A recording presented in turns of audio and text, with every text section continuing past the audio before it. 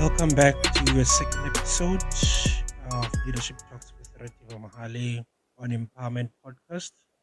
And we just want to say we appreciate you guys taking your time to listen to our first episode that went live. We've been seeing incredible results. Thank you so much for taking your time to listen to us. Our aim is to empower you, inspire you, and equip you with everything that we are doing and putting the content together. From a previous episode, we tackled some of the characteristics of leaders. We found out that there are six common characteristics of leaders in the world, or leadership styles that are there in the world. And I decided that okay, let's break it down so that it gives us a lot of insights into different types of leaders that we have across the world. And today, the last time we spoke about transformational leadership, we went into detail about delegative leadership and authoritative leadership. Today, we're just going to go through and finish up the last three leadership styles. And we're just going to go into details. So maybe I can give a prelude that our shows are always going like this. We're going to introduce a quote for the day and we break it down a bit, what it means, and we get into the topic of the day, or we speak to the guest that will be part of the show on that specific day. So the code for today comes from a book that is written by Prof. Bonang Mohale that I'm currently reading. I'm reading a book called Lift as You Rise. It's a leadership book. It's a compilation of different leadership texts, different leadership speeches that he has done throughout his years as a businessman in the country and a business leader across the world. So the quote for today just says leadership is about showing people new possibilities. It's a quote that I got while I was reading the book. It's on page 12 of the book. If you have it, you can check it out. It's a very, very incredible book for leadership, and I think you will learn so much in that book. So it just says leadership is about showing people new possibilities, which I think that's all about. He further goes on to say that you have to be obsessed with the development of others if you call yourself a leader. So at the core of everything that you do, you must be able to be obsessed with the development of others, which are the people that you are leading. And the only way we can measure the impact of a leader is for him to produce new leaders or even better leaders than him or herself. Yes, but let's get into the order of the day. And we're just gonna be going through those different common leadership styles or characteristics, and these things can be informed by different things. It's just methods, characteristics, and behaviors that leaders use to lead their teams, to lead their organizations, and to lead their companies. So those different styles come in handy in how you deal with different people that you have in the company. So because you are leading different people, therefore you cannot employ same methods to everyone. Some people are moody, some people can hear you when you shout, some people cannot hear you when you shout. So that's different types of human beings. So you, as a leader, you need to be able to tap into those different characteristics so that you are able to lead everyone that you have in the team, since you have a diversity of people that you are leading.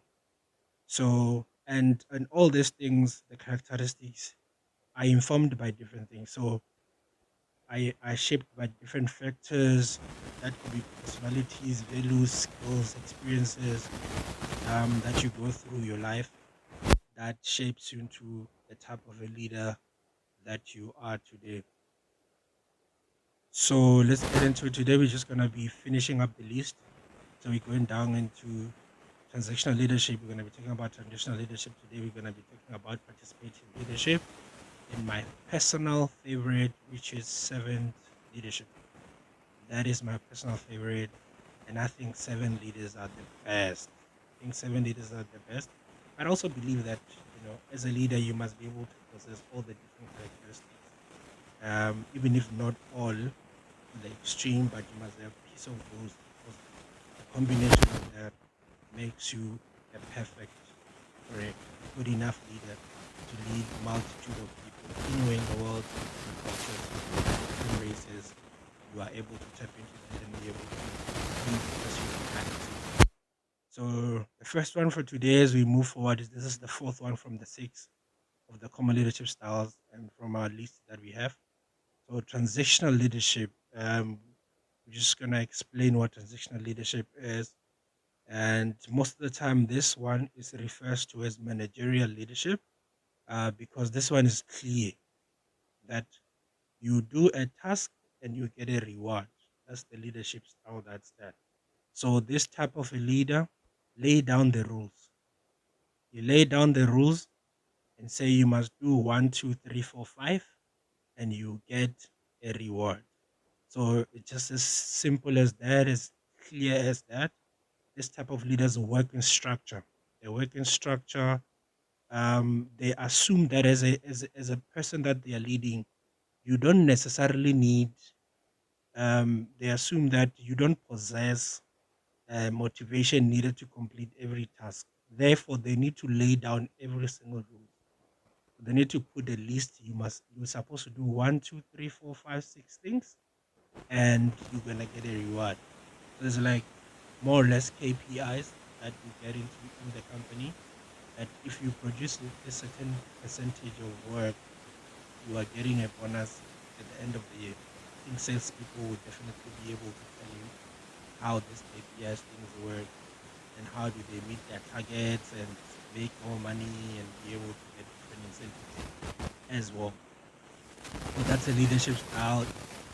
Most often refers to as transactional leadership, or managerial leadership. So the second one, which is the fifth one, it's called participative leadership or participative leadership. Um, this one sometimes is refers to as democratic leadership because it involves everyone. It involves everyone. It's a type of leadership that encourages collaboration and accountability as well. So this one, we work together as a team. We don't put blame on anyone. Our task is our task. All of us, everyone plays their role, but at the core of it is teamwork. It's team effort, and this type of leadership has been very, very prevalent historically, and many organizations have used them. You hear a lot of conversation that says collaboration is the new currency, collaboration is the future, you know. So which is very, very important. But there's something that really happened lately. We went through COVID, and when we went through COVID, people couldn't meet anymore because this type of leadership requires people to be in the same space. It is very spontaneous. It's very energetic. People work in groups, so that requires you guys to be in the same space. But throughout COVID, we found ourselves at home. We found ourselves working remotely. We couldn't meet as groups, and we couldn't, work together in person. And that thing has really, really changed this type of leadership. It's dramatically changed this type of leadership where it makes it very difficult for people because certain companies have policies. I know for a fact the one I work for, every Wednesday you work from home, so you are not in the office. So certain companies work 4 times a week. Certain companies you go to the office as per need, but you don't necessarily have to go there. So this type of leadership where you guys are participating together in one space, it has been made very difficult by the occurrence of COVID-19 or the pandemic that happened. So it's been so much affected by this one. So I guess it calls for the leaders to be adaptive and be able to use different methods now, um, to be able to work with everyone.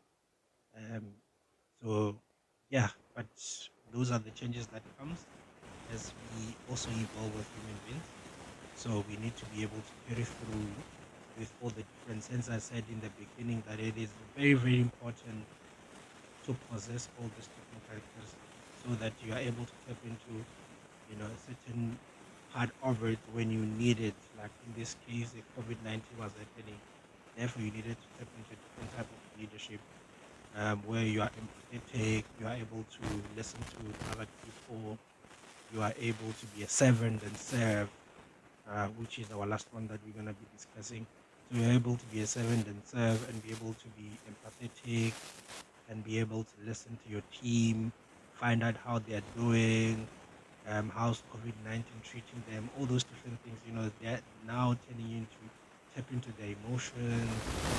Sometimes work might be too much or be understanding. So it was calling for you to be more human and be more of a dictator or a certain type of a leader that you needed to be. But like I said, all the different characteristics, they help you in different circumstances because you are able to tap into those different, parts of you and be able to perform your required duty that you need to perform. So the last one today is servant leadership. Servant leadership is one of my favorite, because this one is the type of leadership that puts others first. It puts other people's need first. It emphasizes on creating strong relationships with those around you, and then make sure that it enables everyone to reach their full potential. So this one is those very important. Is like the core of leadership, as I said in the previous episode, is saving. You need to be able to serve. You also need to be able to love the people that you are serving. Because if you don't love the people that you are serving, you cannot serve them diligently.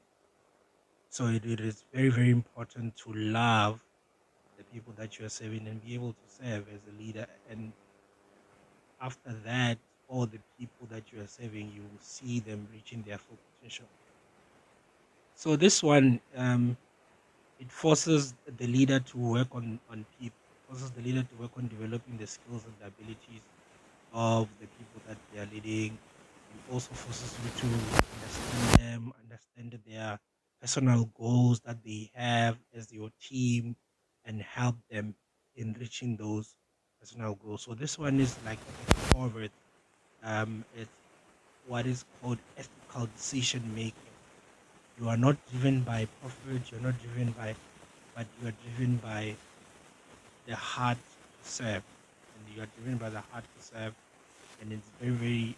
This type of leaders are very ethical.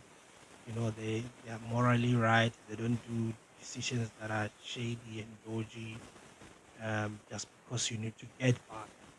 But they make sure that they serve um, their people. And this type of leadership is a type of leadership that listens to opinions of the subordinates or the members of the team. Everyone's opinion in under this type of leadership matters. You listen to the members of your team, what they think, and you compile the ideas together. You choose um, the best idea that works, and you go with it. It foster, you know, um, healthy working relationships and a peaceful work environment. And most people who are working under this type of leadership, they thrive. They thrive because they feel like they are part of the team. They feel like they are part of the bigger vision, and they can carry it as their own. Because one thing that you need to be able to do, or the ability you need to have as a leader, is to rally everyone behind your vision. Rally everyone behind your vision. If you can do that, it is very, very difficult for people to commit. You know, it is very difficult for people to commit because you have to have an ability. I think John C. Maxwell says that you need to have the ability to make everyone feel special to you as a leader. Everyone who comes to you must feel like that the best thing ever happened in your life. And those people, when they are together and they are combining all their feelings and how they feel about you, they can fight for you. They can fight tooth and nail for you. They can take a bullet for you because you are making them feel that they are part of this bigger vision. This is their baby. Because I believe that in this world, there are people who are innovators and there are people who are inventors, and also there are people who carry the vision of those people. So if you're an inventor and you invent something new, you need other people to believe in that thing. You might be the inventor, but you might not be able to carry that vision forward. You need someone to carry that vision as if it's their own. They were born to do that specific thing, but the original idea is not theirs. The invention is not theirs, but they just believe so much in this thing. Believe so much in this thing. They want to carry it as their baby, and they want to make it happen. If you have such people in your team, and you also make sure that you make them feel part of the team, you make them feel special, they will definitely fight for you. So I think that's very important. Like I said, servant leadership is one part of the leadership style that I love so much, and I aspire to be such a type of a leader where everyone feels like they are part of the team, and everyone feels like this is our vision, this is our vision together, and we're gonna carry it and make it come to pass. So yeah, so we finished our series, our two parts episode of our podcast where we discussed different styles. So we covered all the six styles of leadership that are common, and then obviously in the next episode we're gonna be breaking down different type, what makes a good leader, how do you spot a good leader, what are some of the things that makes a good leader, so that you are able to reevaluate yourself and see whether you are in the right track or not. Of course, they're not universal. Some of the things could be my opinion, some of the things could be observations that I've seen, some of the things could be stuff that I've read. Um, but every human being is different, is unique. But at the core of it is, how do you treat the people that are following you? How do you make them rally behind your vision? How do you make them feel that this vision is also theirs and they can carry it too and make it their own? That is very, very important. So yes, thank you so much for listening to our episode as well. We look forward to journeying with you in this journey and be able to educate and learn. So we are in the process of learning and discovering. So we're gonna be inviting some of you guys to come through, have a conversation with us, share your leadership experiences and some of the nuggets and insights that you can share with us. And we are able to educate each other and grow. I think the aim is to grow.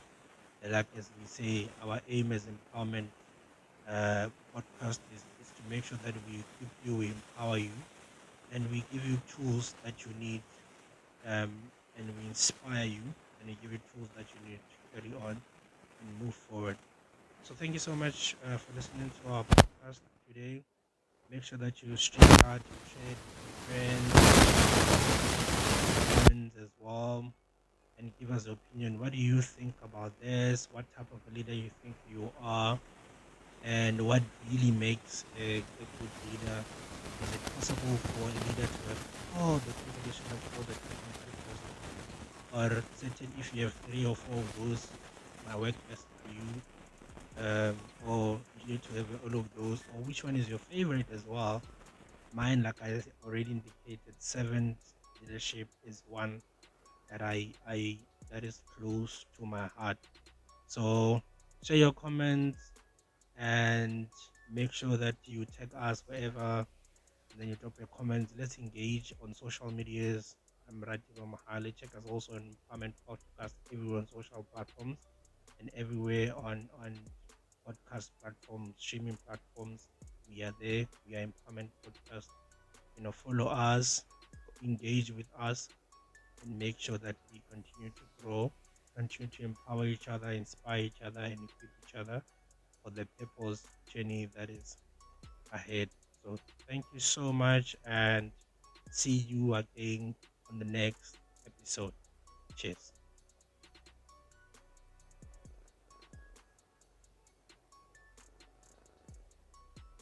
Empowerment Podcast. inspire, equip, and empower.